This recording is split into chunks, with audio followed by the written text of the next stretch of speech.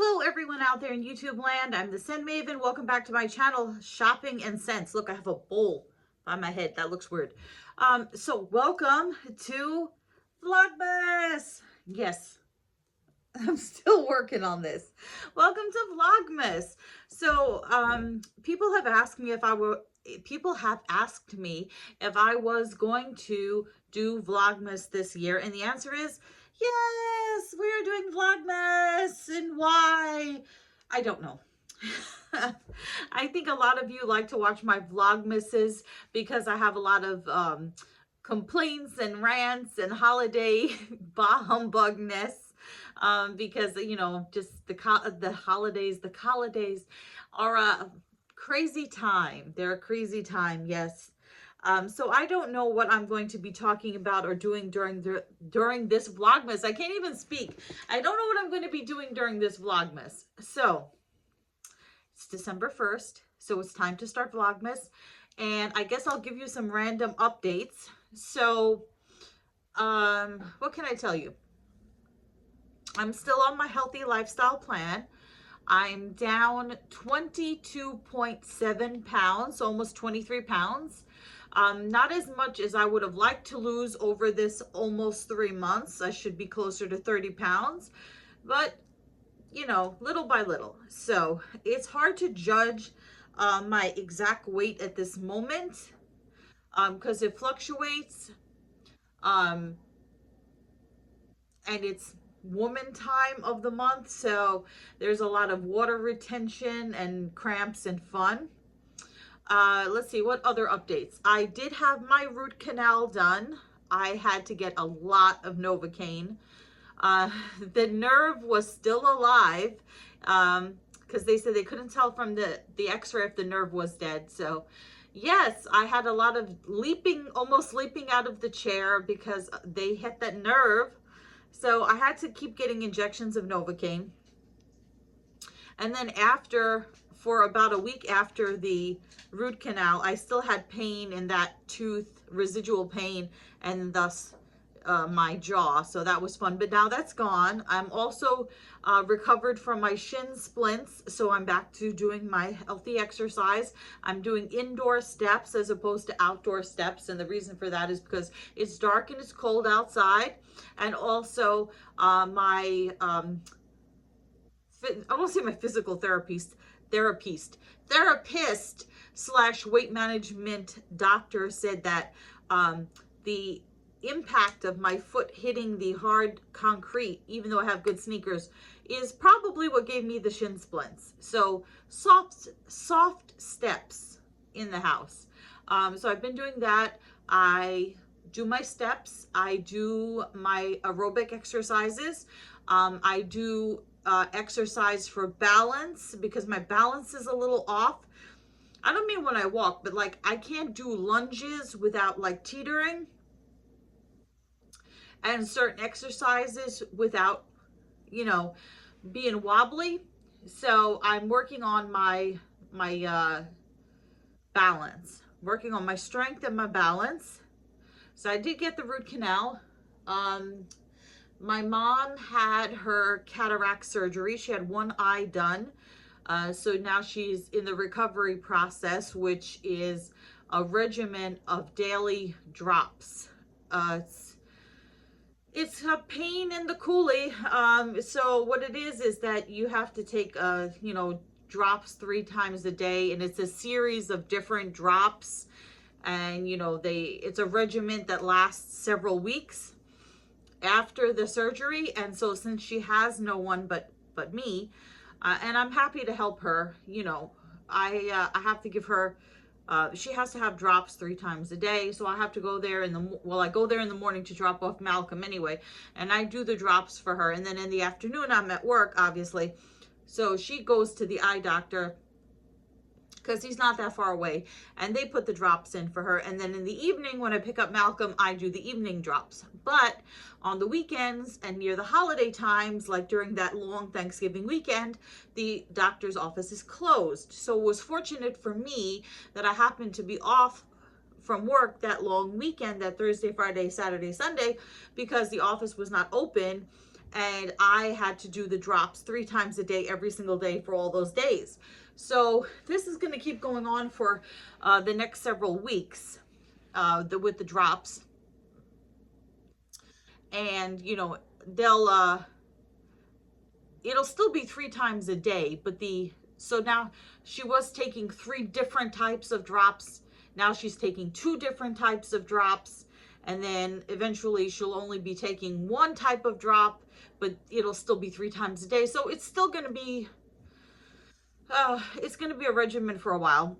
And then once she's completed the recovery process, then they'll have to start on her other eye. So I don't know when they'll schedule the surgery for that. And then basically you have to start taking drops before the surgery and then a regimen of drops after the surgery. So we'll have to repeat this whole process all over again with the next eye. So hopefully then after that, her eyes will be good. So she doesn't see any better out of the eye that was done, because they said that it will take, you know, it's only been like a little over a week. They said it's going to take some time for her eye to sort of, you know, heal and her to be able to notice the difference. But that's a whole other story. Then then this other thing related to that, I told you that my mother's neighbor downstairs, her husband passed away. There was an elderly couple. Her husband passed away. So my mother, before the husband passed away, my mother was like, well, maybe I can get the neighbor downstairs to do the drop in the afternoon, or do all 3 drops. But I'm there anyway when I'm working, but let's say on the weekend or something, so I wouldn't have to constantly be going there. So she was like, maybe I can, you know, give the neighbor $25 or something and have her do drops for me. But then the woman's husband died. And then I found out that like a week and a half or so after the woman's husband died, she had a stroke. So yeah, so what happened was, it was weird because her mail started to pile up, and she's usually the first one that gets the mail, and she separates it and she leaves it on the steps for my mom. And when the mail started to pile up, it was very strange. And then my mom bumped into her son picking up the mail, and my mom told me that she asked the son how his mom was doing, and then she found out that the woman had had a stroke, and now she's in a rehab facility. So the husband is gone, the wife has had a stroke, so there's nobody downstairs. So she literally has no one to help her. We don't have, our entire family mostly is deceased. I have one aunt that is still living, and she's in a nursing home. Actually, I have 2 aunts. I have one aunt that is my father's sister, and she's in a nursing home. And then I have another aunt that's related by marriage, and she's also in a nursing home. And then I have a cousin who's related by marriage, and she lives like way out in Westchester. So she's like over like an hour away. So there's nobody to do drops for my mom except me. So I'm doing that. I've had some health issues. Thank God, nothing, knock on wood, so far, everything has been manageable. I am trying to take better care of my health. Aside from that, I'm trying to take better care of my health through my nutrition, my healthy weight loss plan and all that. And also I'm trying to take better care of my skin, because I do have psoriasis, and it does flare up when I get stressed, and then you get dandruff and scales, and it's not pleasant. So I'm trying to keep my psoriasis in check, which I can do by applying drops and cream, drops to the scalp and cream to the skin and stuff like that. But I have to keep up with it, or else the psoriasis comes back. And then what else? And then, next week I have to go back for a post and a crown. I had the root canal done, they put in a temporary filling, and now I have to go have a post and a crown put in. So I am going to take the day off from work that day. just like I did the last time I had with the root canal. And it's a good thing I did, because I didn't know at the time how much Novocaine they were going to give me, but they did give me a lot, and I don't know if they're going to give me a lot this time. And fortunately for me, the dentist is only a few blocks away, less than a mile away, I would say. So when I came home the last time, the Novocaine, I think it was the Novocaine, it just made me so tired. I was just out for the rest of the day. It's like it's a deal, you know. So there's that. I have some other health things that I have to keep up with. Um, I had some issues with my, I don't know how much I want to tell you guys, but I had issues with my feet. I have my big toes get ingrown toenails. I had usually in this, you know, before 2 years ago, it was never a big thing. I used to go for pedicures every 2 weeks, and the woman used to clip out anything that was starting to get ingrown. But for some reason, the last 2 years, the ingrown toenails, I've had to have them professionally cut out by the podiatrist. And sometimes, you know, you don't feel the toenail becoming ingrown until you like bang your foot against something and it really hurts, and then you realize, oh my god, my nail is like, it's like a horseshoe. Instead of growing straight, it grows like a U, and so it grows into the nail bed, and then it becomes really, then it can get infected. And so sometimes I try to cut it out myself by soaking my feet in Epsom salt and hot water. But this particular, I cut one nail on one foot, but then the other nail, it got so bad and so infected. And then by the time I got to the podiatrist, he was like, why did you let it get like this? And I thought he was not going to be able to, I thought I was going to be screaming my head off.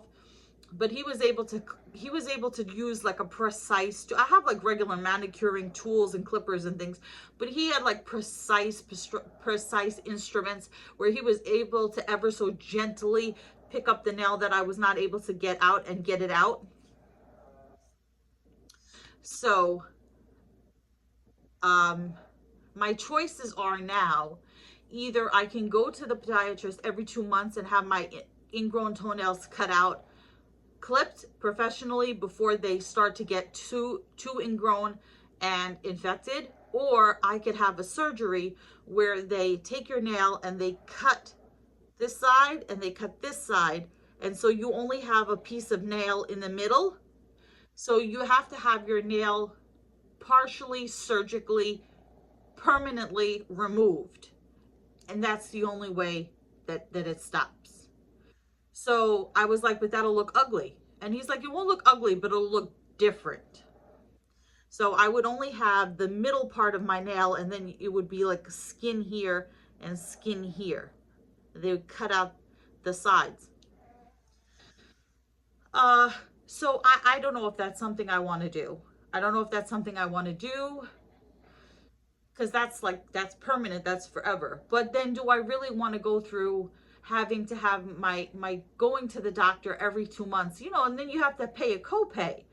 I don't know what kind of insurance you have, but that's like a, you know, that's money every time you go. So yeah, I have to make a decision about that. And then, oh, and then I had this piece of, okay, so you know where your cuticle is here? On one of my toes, the skin was growing over the top of the nail. And last time I went, he told me it was a fungus. And he gave me a cream. And you know me, I put the cream on a couple of times, and then I lost the cream, and then I forgot about it, and I was like, didn't pay attention to it and left it alone. And then now that I was looking at my feet like real close, I noticed that where the skin was growing over my nail, it's now like a bubble, like a bump, right? So it looks like it's bigger, and it's not, it's a bump. So I said to him, what is that? Is it still a fungus? And so he said it could be, or it might not be.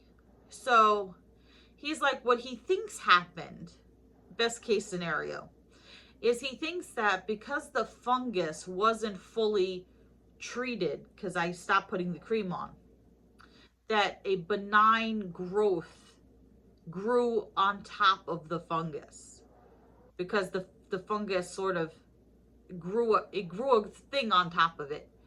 So he gave me these drops that are supposed to kill the fungus. So the theory is, if we kill the fungus, then the benign growth will die off because it's not eating the fungus. Gross. So yeah, I have things going on. And then the other thing I want to tell you guys is I'm not going to have meltdowns. I'm not going to have meltdowns this year because I have decided what I'm going to do. So this is my advice to all of you guys. Christmas time and holiday time is probably the worst time for people, because that's when they look at their lives and they think it's supposed to look all Hallmark and perfect and everything. And when it doesn't look that way, they get depressed because they think other people's lives are like that, because they look on Facebook, but Facebook people just put up photos of, like, on Instagram and social media. They put up what they want you to think their life is like, or what they want you to see, but that's not really what their life is like. So stop trying to think that your life has to be perfect. So what I do for my stress and everything, and I've been doing with my exercise, I've been doing like dance and stuff. Even though I can't dance, it's just, moving your body to the rhythm, and, just dancing. So, like they say, dance like no one's watching and all that.